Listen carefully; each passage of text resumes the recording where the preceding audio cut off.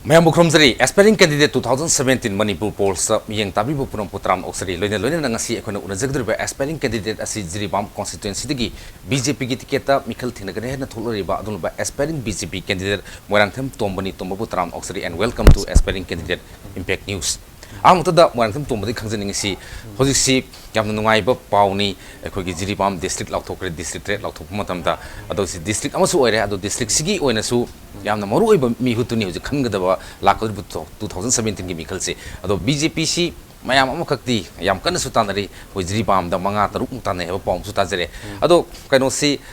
maru ina BJP gi web se hujik akhogi already akhogi Congress ki bastion oin leiramba mafam ne jri pam se for the last many years masigi post gi even hana deputy chief minister or many minister mayam oiramini akoi sitting MLA le birimni masi BJP na matau karamna akhogi yam prestigious jri pam constituency gi sitsi munbak ngamgadagegi phim se kadai bhoda wana lein lowe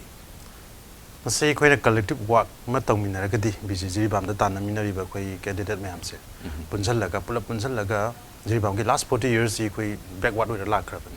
backward with the la ko matam se koi na masi ki posting ji koi na sengbat ka haida di BJP ki campaign force am sang aduna but level da gi horaga district mandal level bawda leiriba koi ki workers sing aduga BJP bu nungsidana mingchan bi reiba hoji bawda charang na sing trying to get chamu koi primary membership da leire ana sije koi na leiriba aspiring candidate sing na ama toina punjal laga aina phangboiro adagi kanagumba laibak phaba phangboiro punjal lai khoina punna tawminaragadi BJP gi web sigi adi Modi ji gi web leiba matam sida adagi ngasai gi last 40 years si chakotna nation dana lakliba masumba mayam ji gi khallaga na kitang chakotlan ba development porke adi fast growing development ma porokna ba welfare ma porokna ba sigi pandam jida khoina thamaga punna changthen binaragadi congress yam laina khoina maithiba piba ngamgadra na yu khandal lai tombam ngaji tombasi maroina RSS ta BJP gi khwadagi maru oiba khogi background ma leitaba yada ba dumna organize ne Rashtriya Swayam Sevak ta su yobire adagi student wing youth wing student wing haitare Akhil Bharatiya Vidyapit Parishad ABVP de su yawire adagi hauji su state ki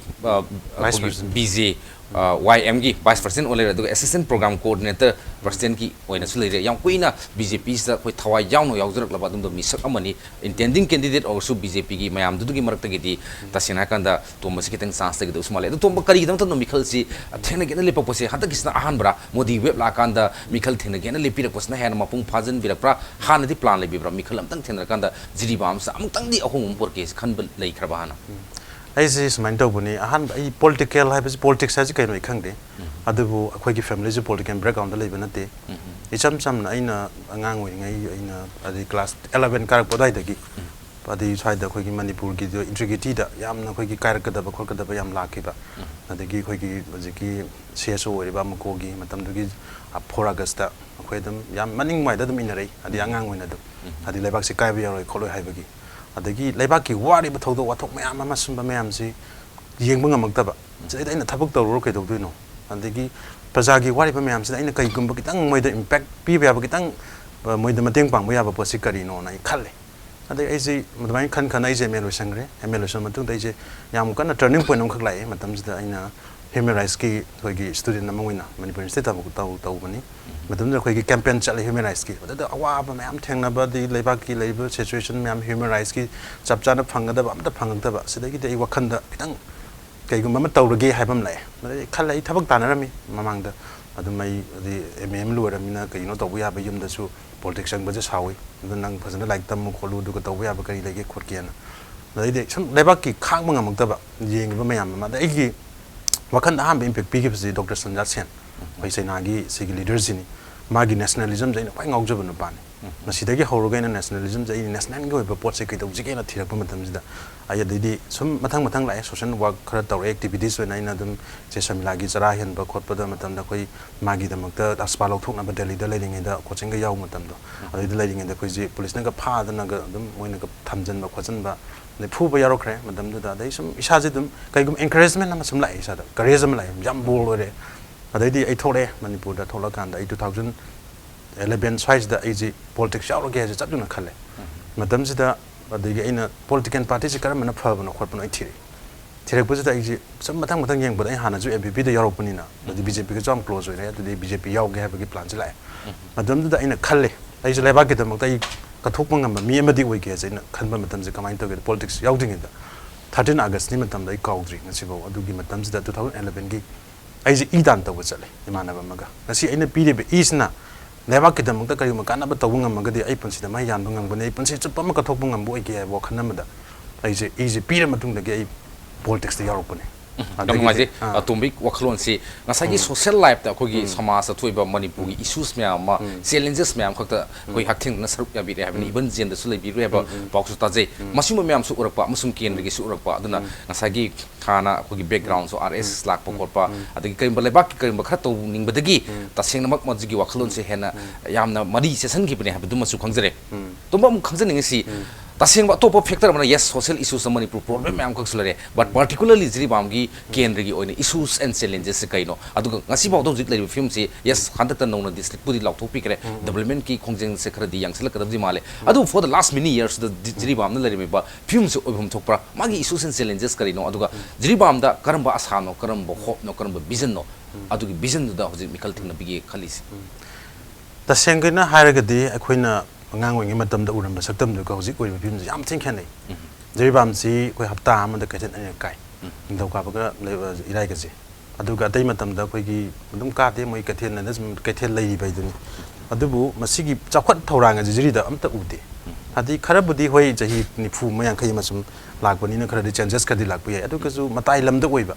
kilometer chani kun manga ni phan dai la phise matam da yam wana district phangding matam da phan da lakbu matam da adi maji phan is da yaw bani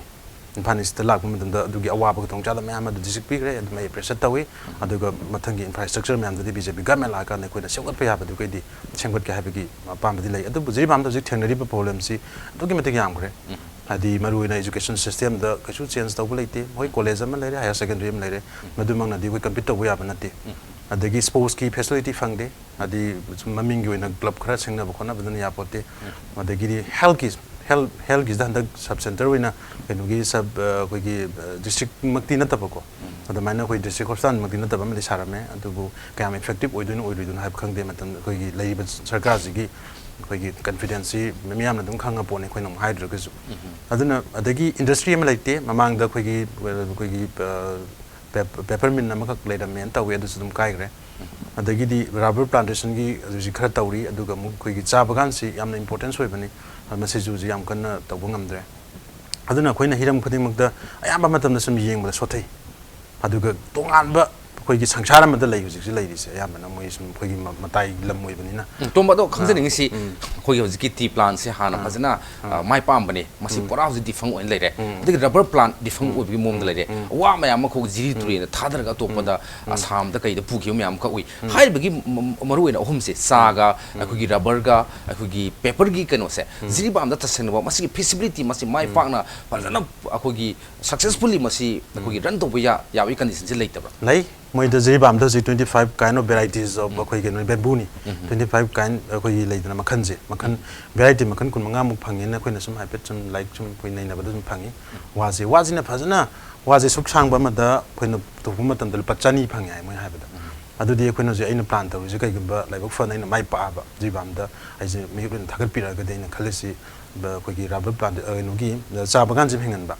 adagi koi gi peppermint jim hingan ba aduga tourism se yam importance hoi next to koi gi assam ni adi gateway of manipur hairi ni jibam je glansel buga jibam le ne tourism da ke da chakona phona pa industry porok pa sigi jo ekunda lai aina pamja ba loina soidan himgana habi thajab lai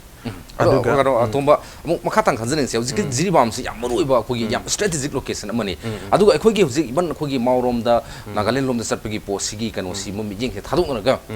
jiribam nom da miyeng sang bahung da ne even railway line yore jitupul bhog yoslab ni yam thubo matam da koi trans asian highway akoi rail gi dagi route ki kari kra gi loina mo lak trom ne adum yamna commercial hub amu oiba business hub amu oiba not only business hub ka commercial hub ji oiba sigi matakta akoi gi manipur gi economy si bhog da even control to ya bagi pot am leibri na masigi post da akoi gi tombo da krai bhog da masi oithopul legine thaje aduga masigi work out plan policy se tangai van to do ya den khamra within few years masigi fully amagi potential se utilize to do ya den khalam khalli madamai na isoidna jiribam je chakhol lagadi manipur chakhokani jiribam chakhotana manipur chakhot pa wagani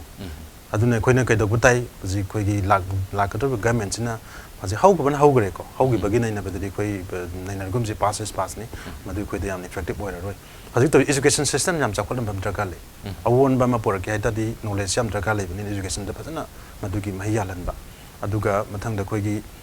health ki peno je problem je leiba di doctor de lap yeng ba ko pa gi se problem ni health sector sim phasana pi ba then koi gi ngasai gi kap peno si sports out da yadi naha sing ji khoina phasana moral jumhanna ba magi keno sing ji display le hen gi hadi khoina sports jam importance hoi aduna jiri bam ta ma phaba sanaroi dum lai adu san sangbat pi raga di soidana jiri bam de ga phaba the international player puthok pung ngam badan khali jiri bam ga sports complex khara di sagat pa di male ado tumba mu khangjan ngi si jiri bam si sports ki oina yamna ta ko phom ani ma ko ta mam de khoi ma palam da sapanga da atop se si yam sab ni jiri bam de ga hypet acclimatize so ga di weather gi potu kham mangon da training kha to ga di ma pan sat phon ta sab san ma gi temperature adagi kano du manam ni phagani khale adu di katai bau da in case atomana mihut amuk orgadi kadai bauda magi sports ki infrastructure facilities se kadai bau develop to ge have gi fidep te lebira aina khanjari si kai gumba national sports university kum la aba adu di sub center mai puni namdana ada ji bam da chapchana thamgani adu ganda koi international class da sana ba ya bagai du magi ma pham makal laga madu da chana bani sai koi training to ko badu ngai ka da ma pham oi bani na adu gi su mai nai purak pa ya ba government na pirak pa koi central government da gi lau ya bagai dai lau ken khalle adu ngasi joina the central government da thagi je proposal mai di memorandum thagre je bam prasa gi da makta health ne education ne ada sports ne ada tourism ne industry ne aduga unemployment jut singi special policies khara tauna ba gi da makta ai special package BBO na ji bam gi prasa gi da makta amachung ji bam chakhot na gi da tai thajagra bani ai soidna pirakadran khali kai gum masibu piragadi ji bam da ine khali ba sing soidna mai pakadran khali okay yam ngai ji to man iban ko gi MLA si lep tri bani ko gi lep ken khalak pad ngai ni adu hauda ko gi masgi ji bam ho ji district ha tare hana subdivision on district gi tangai padana 200 crore ma personally site gi hona dana to bir pasi ta sin maduna development myam da yamna so ino no pigen ha gi thajabusle adu yamna luri bo phum ka khoina sum khajam tam da tumba akogi jiri gi border si yam porous soiba yam ko bani na mapalam gi even bangladesh mi ama de to pa ma leptana sangsalakna akogi jiri bam gi akogi demographic ki kano si imbalance ma khak lai hai last ko indigenous people sing sina koi minority gi film last ko gi jiri bam area da ti tasing na maitai leibra na tra indigenous people leibra ne habi gi posak ma yam na so aki bam lak pani na na sa gi sigi problems kamani tackle to gani if elected kamani tackle to gani tackle to gi mathu tai na lo man masiti yam important so ko indigenous people hingan ba aduga laiba mi sing ju khoi phajna the ok patai kai no human being ak tani moi ju leibam nei ta badagi ma dai na ta kai gamba by chance ko dong cha ba khar phangna ba gi lak por ma sai adu matam gi matung na madu gi ju tongan tongan ba government gi policy lakhi ni khali adu kan da jiri bam da ngasi su kam na missing hangal ai ba khol ai si atai gi na te khoi gi transportation si khoi road connectivity sam wat ba sin na mar mar ga jiri bam da kanam chaning de ang tang chalu ba mi do ani khandal de ba aduna koi do butai lambi si semgat la kan da hena farakan da di khoi ga jiri bam ga ji ma di commercial hapam jo hang ga duini na jam toina la lun tik cha thok sin tawra kan da di sam tam tam na dum reduce taw gi ba ya ba gi chance lai ta ba na te mara ma su lai ram ba ni khoi na ngang wi matam da jiri bam da posting ta ba lak ba kho ba jing jam toin chan ram ba ni na dum khoi gi mi sing na dum dominant tar ga lai ram mi hauji di jiri bam ji pura isolated area win lai re adi mainland da gi aduna masi kamai tor kan na khoi na kan ga da gi ha ba du khoi na government gi ba tongan tongan policy sing chengot ba dra ka lai adun sengbala kan dai soidana masi khoi oi ba chap chana la kadana khali adu mathakta hojik lupa crore sing kuni thoi adi thadaram bani man special package ma khoi gi nitin ji na pirame din ge gari na adu mathang madang khoi masi chap chana sina bangam magadi khoi lebak si yam phajna tawdan kala adu natta bida dum khoju maju da men man ta da bida matam ji ge haina bida sum taw gi ta gati chakhol loi khoi manipur se dum wara legani aduna puksen seng na thamoi seng na lebak ki dam da praja gi dam da khalla ga thabak taw gi ra gadi matu matung da su yam ngai ga jar na khali okay lakadaba mikhan se deta singo BJP na sarkar semgodra congress semgodra habda hojik pidi habing amdri even congress semen khala pauda BJP na yamna vigilant oina ma nga sagi fund sing si yamna phajana effective utilization judicious utilization du da singo check and balance soidana lobir ka nebi bokol do thamjabu lo na matang soida break ma lobugi tanja lojage koi break ta yamna thur hanjar ke impact news ke aspiring candidate 2017 mijeng ta nai Beneath 100 meters from the Earth's surface, naturally filtered through saline stones, pure, clean and healthy water.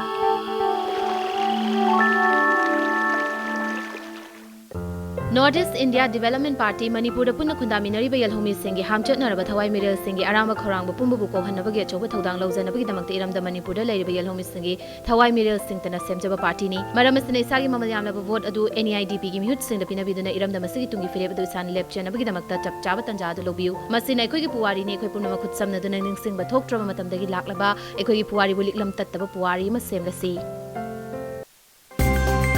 Admission open. Royal Academy Wangjing ki pre-nursery digi class 10 fawgi admission hauzare. Khudong chaba singdi pre-nursery ki oina admission lem na tauzagani. First rank taba singi free tuition fee. HSLC exam da Wangjing Center ki oina first taba da lupali sing taragi manapi zagani. Salient features singdi dedicated pre-nursery class, compulsory computer education, internet ki khudong chaba ni chingbani. Ngasimak laktuna ming chanbiu. Akupa marol gidamak Royal Academy Wangjing da contact tobiu. Eki agency atopa hospital da aruba fibam 7 days lying ki adubu agat lakta balak sky hospital da purak tuna 50-50 chance da lying ba barakhi eki agency anoba mapo ama pukpa ga sak manare Dr. Sam Isol haining ngai leitana thagat sari.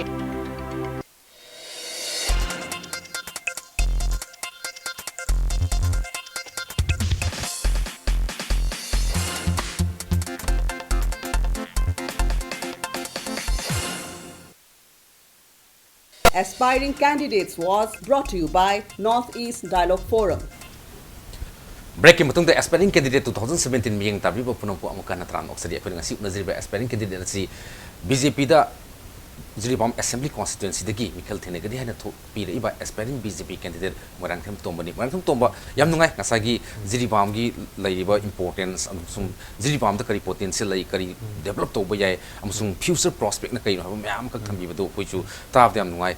ta khoina nungai ba khatana te Jiribam chakor bai si Manipur chakor kadam ne wakhlon du koi thamje adu yam na luri wa fum se BJP gi candidate se mari manga taruk tanamnina khoina kamai tawdana wakhlon diam lai Pangaudragasu support pudi tawgane budi dum khangje adubu hosi sum yeng matamda karam mong da khalakadau male aduga possibility si kadai bod leina lobi tom Hase pokta candidate to na BJP go na khalakadau ji kamaina khalakadau no haiba jai samakti haiba ngam jadre kai no di maji central da pai the leaders sing gi su lai aduga khogi sigi state ke leaders sing gi kaino su lai adama paina hadi yut lai bani na moi gi kaino tabu sing do di ai ga accessible hoitre adubu tawbatabu aina pamba da candidate sing ji karamba mute hoina khalakada gi hadda di yamna masi makhoi da aina sum khanjaba quality khara yamna sincerity hoiba adagi khoigi honest hoiba humble hoiba accountability leiba accuracy leiba transparency leiba aduga discipline saji leiba gadabani aduga masi khoi BJP go inadi BJP da khoigi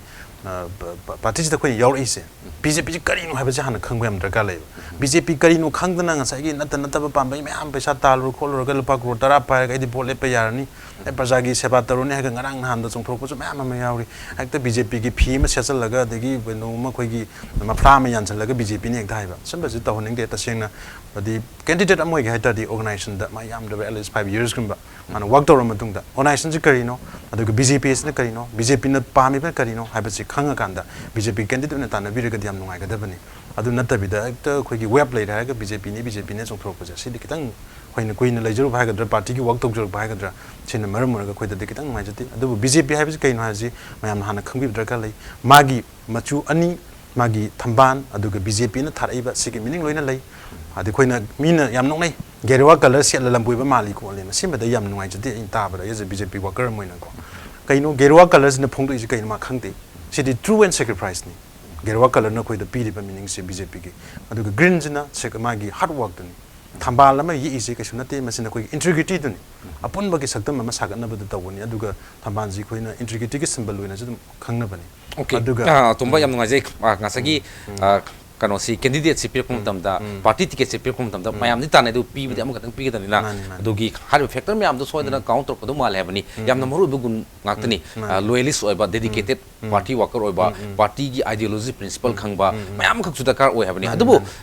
kano si RSS ki background ABPP adagi hojiki bhatia juba morsa ki kan sub BP mu oiba the BJP da yam kuina work torok pa associate torok panina tan sa si yam sengna ka da yam legidabu sumali madubu mi thakta aina sum khangjani ba winnability factor is yam sound lo hai adem se ano boy gera ri boy gera winnability factor is yam sound lo hai hoji hotel lei bob kano sida akoi gi kano si tum si yam solin lo de dum yai na lo de ai sama ke de ai strong way khali ai soidana ai mai pa kan ne khali kai gam bakoi ki party sing de lengdana leiraba aduga akhoi da hadi BJP mai na tholak pada adu mai pa kan ne khan bale okay yam ngai je adu tomba amu khangjaning si handak si BJP gi web si yam phajandi lak pa timing di oir kan da congress na akoi gi district red si CM gi bazda jiri bam gi praja mayam na koina lawro bo post amaka handak phangba jam thina nungai kare masi congress gi matam da ne haibigi pot am khak nungai bam khak leibani na handak ki mikal je BJP gi web phana leidan so jiri praja sings na BJP da vote piyo hab kan kitang arubum di oi gi to man adu oiningai di leijabran khali kaino di last 40 years si jiri bam gi damang da adi koi chakhat pa ji kaino khangda la bani district ama pi base di maram yam chai adi jiri bam gi praja sing da district ama pi base di congress na ta jo khoina dum pi ni pi dau leira bani mathang adu moina han advantage adi moina saka pai bani na moina dugi khudong chaba law du kai su kai de ko pressure tawi adi congress government khangde BJP khangde ani government aman afa thabak trok pa sai de pressure tawi party ki mananda ba don gi mananda tongam pam ni leba ki praja gi nungai na ba leba praja gi sakot na phonor ku de ani dan dai du me pressure taw ne ba aduga party gi yeng thina ba dum tongam pam ni leba ki dam ga taw ya ba isu sing tu di khoi punna mateng pang ba punna tawmina ba du di khoi dum okay farga di phai habani fatga patti habani yamna phajab wakhalon ni sin bi wakhalon do adu ji si khogi hana minister oikiba deputy chief minister oikiba adagi ruling gi email oi mayam singsna jiri gi ina khun ba hek tare khamnai ba hek tare mayam singsna khoi impal jiri lambi sat tabigi problem ko lai ado hajeng si kenos na tum basna kar ga di kaim ba kan da suma khal second khan bra ado hojile film ji sati saning oi danina tangai bidna jiri bam gi praja gi khallaga jiri bam tu impal sikdam ta full time all season road oi na ba madu yamna khoi satna ba khoi light ka than ba all weather road sama ohen base masi karai hogi isagi over yes government of India gi responsibility le state government gi responsibility le adu as a representative of the jiribam gi onadi karai ho logen khali lane ga se mari khak tuna dum pela ba trans asian gi khogi road ways ka la amnina masigi film si yeng ga di karai ho pakhani khoi gi RSS ta train tar bukang bujing gi di lambi phaba phattaba nungai ba wa ba dum ta leite ai gi tawgada ba target tu dum changhan bani khoi da wa nungai adu um ta leite adu bu aina music lei ba film dum chalu re aina han dum ko du nu na chali adum ai bas ta dum chali dum khoi gi gari ta dum chali adi adu gi aingun da awa ba thengna ba le du kana gum bam ta ma si chani ngoi chaning da ba si aingun da fawe aina thawina chali bani kai gi no hadi praja amna wari ba chai theng no kamai na phang ga da ga isa mang na kumdhar ga phel du da praja gi awa ba ji kari na ba isa mak phel da chalaga adugi experience to lag bani adu boy number 1 jiri bam gi lambi jam dai na kai ma paira ga dai compulsory share mani ai gi hek aham ba priority ji connectivity road connectivity is the importance ni amaga paw phongna gi amaga nungsinan ge dadi lambi phatra ga di khoi unaba phangde na dum lapthokna ra bani na wa ta na ngai le adu na dum chakhot pa dum thinda le adu number 1 road connectivity de khoi sham na hona ga da de matam na khoi masin unara kan da afa ba chakhot pa dum por ka da bani adu na jiri bam lambi dai na ha bek para gum dam dai dum sengkot ke na dum le hausi su yara ga de dum sarkar da dum hai na khotna central government da tawna ba dum hona ga ni adu ga thaju thada bi ra me pa gol sing ku ni thoisi da dum sem yaw ra bani semak ta ba su yaro semak trai khoi ju go morcha gi side da gi tawba ya ba di taw ka ni aina di jibam gi represent tawra kanda adugi thabak ti ngon okay jam ngai je hojik si government of India gi commitment am leiram ni masi sing tawra ne ba gi post am su leiram ni masi mata isana su hena thona yauna toy hak sang on hon kan ni habani asi real route sin imphal la pa kan su hojik si pung hum ta dum ta yog dei ni samna kan da ayuk ta sakhaga hoi sak sa ba jibam da ya ba gi film malak trom ni connectivity si yamna improvement lak agadi yamna nungsina wi chang hengala kan ne ba gi posam su le mathang sum lak saning se manipur se len lok oi be state am ni na ko gi maru ina economic blockade one general strike si yam sound thing na bani na khwadi ga so factor ani ha ga de koi chana thakna ba ga petroleum products kasine aduna hojik ji petroleum gi obamalom da so oil depot mu di sabu di hore but still then akoina sumba yamna unprecedented oiba thodo wathok yam thengna bani na jiri bam da su akogi oil gi kena stock se marang kain thamna ba du sing stock si marang kain thamna ba plan ga di han khanbi ba lai ba hana sing gi de FCI go raw lai na dum lai bani du bu hen na phana bu gi damak ta di chakhot kan na khan ba ga do prajam yam na suggestion pirak ba do ai yaring ai action don thok ne ba plan oina dum putho ga action oina tar ga tham gen khali adu gi thaw khak ta na te ko na drakar lai ba ꯃꯅꯤꯄꯨꯔꯗ ꯗꯔꯀꯥꯔ ꯂꯩꯕ ꯈꯨꯗꯤꯡꯃꯛ ꯖꯤꯔꯤꯕꯥꯝꯁꯤꯗ ꯂꯣꯏꯅ ꯄꯩꯔꯒ ꯊꯝꯃꯁꯨ ꯑꯗꯨꯝ ꯑꯩ ꯍꯣꯠꯅꯔꯅꯤ ꯄꯩꯕ ꯌꯥꯅꯕꯒꯤꯗꯃꯛꯇꯗꯤ ꯍꯥꯏꯗꯤ ꯆꯥꯎꯈꯠꯄ ꯄꯨꯔꯛꯅꯕ ꯍꯣꯠꯅꯕꯗ ꯑꯩꯈꯣꯏ ꯆꯤꯟꯖꯥꯛ ꯑꯗꯒꯤ ꯗꯔꯀꯥꯔ ꯂꯩꯕ ꯄꯣꯠꯁꯤꯡ ꯂꯣꯏ ꯆꯪꯕꯅꯤꯅ ꯃꯗꯨꯒꯤ ꯒꯣꯗꯥꯎꯟ ꯑꯃ ꯍꯥꯏꯗꯤ ꯒꯦꯠꯋꯦ ꯑꯣꯐ ꯃꯅꯤꯄꯨꯔ ꯃꯐꯝꯁꯤꯗ ꯊꯝꯃꯀꯥꯟꯗ ꯑꯗꯨꯒꯤ ꯂꯣꯏꯅ ꯄꯨꯁꯤꯜꯂꯛꯀꯗꯣꯏꯅꯤꯗꯅ ꯑꯗꯨꯅ ꯁꯦꯝꯕ ꯌꯥꯕꯈꯩꯗꯤ ꯑꯩ ꯄ꯭ꯔꯖꯥꯅ ꯄꯤꯔꯛꯄꯗꯨꯒꯤꯗꯤ ꯑꯩ ꯉꯝꯕꯈꯩꯗꯤ ꯍꯣꯠꯅꯒꯦꯅ ꯑꯩ ꯄ꯭ꯂꯥꯟꯗꯤ ꯇꯧꯏ okay ngасai kano soi bikere adu jiribam gi oinadi tourism sector da potential si kayam dai karam karam mafam na priority pbi ari jiribam si hojik ningsing khul ga na lai yengbada yaba khoi gi mai ningsing khul yam phajabani aduga ching macha macha semgot pa yaba yam lai aduna entrepreneur mayam ji ka tanaraga moida pitho kari kari taw yaba khop leiba masina muk na ha ori besing youth sing da unemployment gi problem ji khara jon da lakani guide ki khangde ama khangde dukan pham ring de mayam lagduni aduga next to asamoi banina train da laga dum koi be ara imphal muk ꯁꯨꯂꯛꯇ꯭ꯔꯒꯁꯨ ꯑꯗꯨꯝ ꯖꯤꯔꯤꯕꯥꯝꯒꯤ ꯖꯒꯥ ꯖꯒꯥꯁꯤꯡꯗ ꯁꯦꯝꯒꯠꯄ ꯌꯥꯕꯒꯤ ꯁꯦꯝꯒꯠꯂꯀꯥꯟꯗ ꯃꯗꯨꯗꯒꯤ ꯑꯩꯈꯣꯏꯅ ꯑꯆꯧꯕ ꯁꯦꯟ ꯑꯃ ꯇꯥꯟꯕ ꯌꯥꯕꯒꯤ ꯂꯝꯕꯤꯁꯨ ꯂꯩ ꯃꯁꯤꯃꯛ ꯑꯩ ꯑꯗꯨꯝ ꯈꯜꯂꯤꯕꯅꯤ ꯑꯃꯨꯛꯇꯪꯗꯤ ꯇꯧꯒꯦ ꯃꯁꯤꯃꯇꯗꯤꯅ okay ngасai tongbana mayam da habikere sian thongi akogi economy improve to ya badi by nature akogi lairami film duna khara mayam da gi khumsa khara di leikre but still then akogi zik akogi National Institute for akogi skill development kaina ngarang se kanpur de hanan boina skill development ke ma akogi prime minister modi na akogi urip yung tang bui wa phum khak leire hojik the need of the our manipur sum india da yam da ka skill development ki akogi sig training center ni khangde institute ni khangde masi manipur yam tangai phadan na jiribam su yam na far ore imphal de ge aduna di sub center da ni khangde amada ni khangde masi plan le bidabra ai ham mangta aninji khoi chairman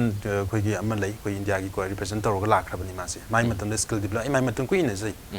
mana anytime tomba nang nandraga lai matam dum hai habi lai aduna skill development sai pi ge habi plan de adum nganna lai re adi nipijing maruina nipijing ga de thabak phung de bana hajing jiga moi da hujik yari jiribam da crafts ki production ina ngang ngam thengna gi jiribam da bamboo ken gi masugum bagi institute amtang adi bamboo ken za thadok thajin taw ya bagi sigi skin gi joi ba adu ka to pe skin da development da chakot pe ya ba polam sing leiram gani adu koi tanaraga ai soidun hange na adu gi plan su leijai ingonda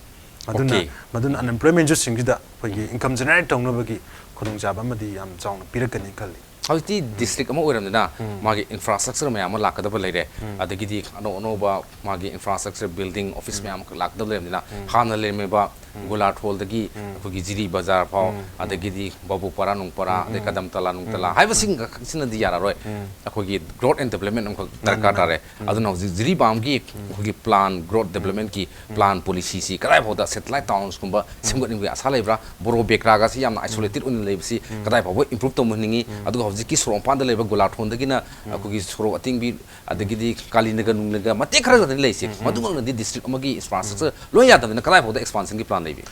aina khanba aida jiribam si modern city mo hen bai jagi plan ni aingon da plan map lei plan map du da district ama pi bai jagi plan da yabu do ai pi thokre moina bb da mayam phare madui matung daina moi da commercial and industrial hub ama next to guwahati lakna bhona adugi plan aingon da yauri modern city mo hen bai yauri sports da chawkhal dan education da health da loina ma mathang mathang pale aduga unemployment ju sing adugi pin na da yaropani si plan mayam dai aduna jiri result ani thona khaidu pu yai ahanbada khoi barak circle haibama aduga jiri result haibama ani thona khaido kanda ani jigi tawya ba kari kari lege habadu loina mak semakani adu semakanda madugi khudong chaba jing phangnana bagi damakta adi government na piba yaba mating do piraga moida phangnana bhona ba chaigi adu tomba amtang khangjening musi khoi vote ka dingai da si tawgani yam haido tomba sisu ai si tawgani loi harga hayeng si kar kan de tawroi de tomba kamai taw aigi within the capability haitare haiba mayam se aina ngam gada potu ngaktani aina moi khuding makta sana khongjam yengna habde ngam de dana ko but within the limit within the limit ni aigi capability ni masi hadi kaigum ka gi dreng khalo bose ka gi dru ai political appointment ni khangde amani dum phangani adu kaigum government je form tok da di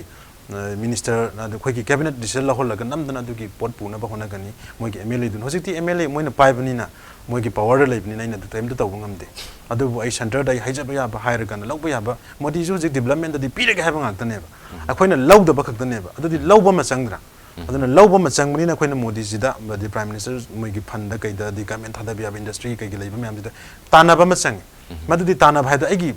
ꯑꯩꯒꯤ ꯄꯥꯔꯇꯤꯒꯤ ꯃꯅꯨꯡ ꯑꯣꯏꯕꯅꯤꯅ ꯑꯩꯅ ꯍꯥꯏꯖꯔꯨꯕ ꯃꯇꯝꯗ ꯃꯣꯏꯅ ꯄꯤꯔꯛꯀꯅꯤꯅ ꯈꯟꯕ ꯑꯗꯨꯅ ꯑꯩꯅ ꯍꯥꯏꯗꯣꯛꯏꯁꯤ ꯅꯠꯇ꯭ꯔꯒꯗꯤ ꯑꯩꯅ ꯀꯣꯡꯒ꯭ꯔꯦꯁ ꯒꯃꯦꯟꯅ ꯄꯥꯏꯕ ꯃꯇꯝꯗ ꯍꯥꯏꯕ ꯉꯝꯗꯦ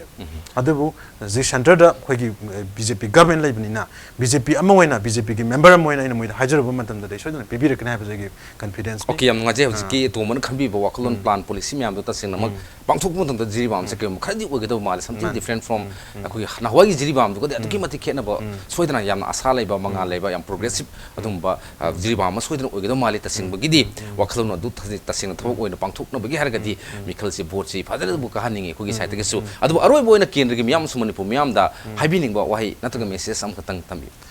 ꯑꯩꯅ ꯑꯩꯈꯣꯏꯒꯤ ꯃꯤꯍꯨꯠꯁꯤꯡꯁꯤꯗ ꯍꯥꯏꯗꯤ ꯑꯩꯈꯣꯏꯒꯤ ꯄ꯭ꯔꯖꯥꯁꯤꯡꯁꯤꯗ ꯍꯥꯏꯅꯤꯡꯉꯤꯁꯦ ꯀꯔꯤꯒꯨꯝꯕ ꯄ꯭ꯔꯖꯥꯁꯤꯡꯁꯤꯅ ꯑꯐꯕ ꯃꯤ ꯃꯤꯍꯨꯠ ꯑꯃ ꯑꯣꯏꯅ ꯄꯤꯕꯤꯕ ꯉꯝꯂꯕ ꯍꯥꯏꯗꯤ ꯑꯩꯈꯣꯏ ꯂꯩꯕꯥꯛꯁꯤꯒꯤꯗꯃꯛꯇ ꯑꯗꯣꯝꯅ ꯑꯐꯕ ꯃꯤꯍꯨꯠ ꯑꯃ ꯊꯥꯒꯠꯄꯤꯕ ꯉꯝꯂꯕ ꯈꯨꯗꯣꯜ ꯇꯧꯕꯤꯕ ꯉꯝꯂꯕ ꯑꯗꯨ ꯑꯣꯏꯔꯗꯤ ꯑꯩꯈꯣꯏꯒꯤ ꯊꯥꯒꯠꯄꯤꯔꯤꯕ ꯃꯍꯥꯛ ꯑꯁꯦ ꯑꯐꯕ ꯅꯥꯒꯔꯤꯛ ꯑꯃ ꯑꯣꯏꯔꯅꯤ ꯑꯐꯕ ꯁꯥꯁꯟ ꯂꯩꯕ ꯂꯩꯕꯥꯛ ꯑꯃꯒꯤ ꯄ꯭ꯔꯖꯥ ꯑꯃ ꯑꯣꯏꯔꯅꯤ ꯅꯨꯡꯉꯥꯏ ꯌꯥꯏꯐꯕ ꯄ꯭ꯔꯖꯥ ꯑꯃ ꯑꯣꯏꯔꯅꯤ ꯁꯥꯟꯇꯤ ꯂꯩꯕ ꯏꯪ ꯇꯞꯄ ꯈꯟꯅ ꯆꯩꯅꯗꯕ ꯌꯥꯝꯅ ꯆꯥꯎꯈꯠꯄ ꯂꯩꯕꯥꯛ ꯑꯃ ꯑꯣꯏꯒꯅꯤ ꯍꯥꯏꯕ ꯑꯩꯒꯤ ꯊꯥꯖꯕ ꯊꯝꯃꯤ ꯌꯥꯝ ꯅꯨꯡꯉꯥꯏꯖꯩ ꯇꯣꯝꯕꯅ ꯀꯦꯟꯗ꯭ꯔꯒꯤ ꯄ꯭ꯔꯖꯥ ꯑꯃꯁꯨꯡ ꯃꯅꯤꯄꯨꯔ ꯃꯤꯌꯥꯝꯗ ꯌꯥꯝꯅ ꯃꯔꯨꯑꯣꯏꯕ ꯃꯦꯁꯦꯖ ꯑꯃ ꯊꯝꯕꯤꯈꯤꯕꯒ ꯂꯣꯏꯅꯅ ꯉꯁꯤꯒꯤ ꯑꯦꯁꯄꯥꯏꯔꯤꯡ ꯀꯦꯟꯗꯤꯗꯦꯠꯇ ꯁꯔꯨꯛ ꯌꯥꯕꯤꯔꯤꯕ ꯃꯣꯏꯔꯥꯡꯊꯦꯝ ꯇꯣꯝꯕ ꯕꯤꯖꯦꯄꯤ ꯑꯦꯁꯄꯥꯏꯔꯤꯡ ꯀꯦꯟꯗꯤꯗꯦꯠ ꯖꯤꯔꯤꯕꯥꯝ ꯑꯦꯁꯤꯕꯨ ꯑꯃꯨꯛ ꯍꯟꯅ ꯊꯥꯒꯠꯆꯕ ꯐꯣꯡꯗꯣꯛꯆꯔꯤ ꯂꯣꯏꯅ ꯂꯣꯏꯅꯅ ꯃꯤꯠꯌꯦꯡ ꯇꯥꯕꯤꯕ ꯄꯨꯝꯅꯃꯛꯇꯒꯤ ꯀꯥꯏꯅꯅꯕ ꯌꯥꯊꯪ ꯅꯤꯖꯔꯤ